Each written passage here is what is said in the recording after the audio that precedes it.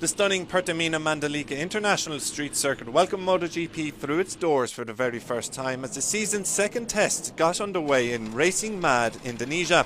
It's been 25 years since the island nation has hosted a Premier Class event, but that long wait is finally over as the official Mandalika test kicked off on Friday.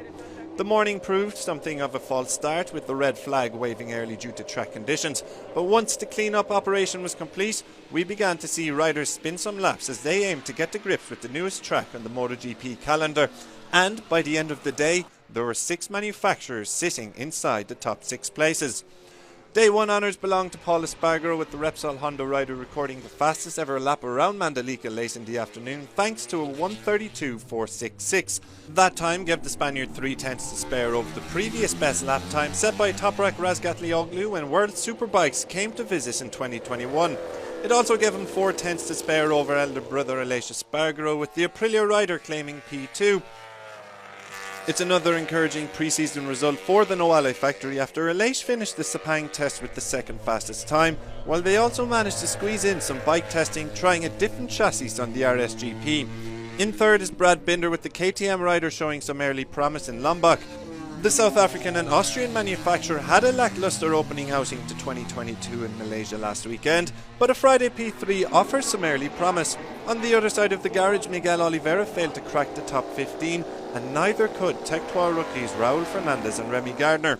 They did manage to get some testing in though, with the RC16 spotted with the big new air intake at the front of the bike. Alex Rins and Shirt Suzuki are represented near the top of the timesheets, and he currently sits 4th following a positive track debut.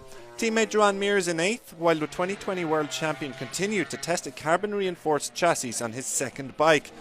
Current World Champion Fabio Quartararo was the best of the Yamahas. The Frenchman completed 86 laps, the second highest amount after Johan Zarco's 96, while the Iwata factory weren't spotted testing much equipment, instead focusing on learning the ins and outs of the circuit. Completing the top 6 is Jack Miller. The factory Ducati rider sits 6 tenths off the pace and is one of only 2 GP22s in the top 10, the other being Jorge Martin. Like Yamaha, the Bologna Bullets' focus was on track time rather than new equipment, but there may be slight concerns over championship contender Pecco Bagnaglia's opening day. The Italian crashed at turn 11 and finished 3rd bottom on the timesheets. There's still plenty of time for Bagnaia and some other riders to turn their fortunes around, with 2 more days of testing coming up in Mandalika. It should prove ample time for everyone to find their feet at the new Indonesian circuit, and you can stay up to date with all the action and hear from the riders themselves across the weekend on MotoGP.com.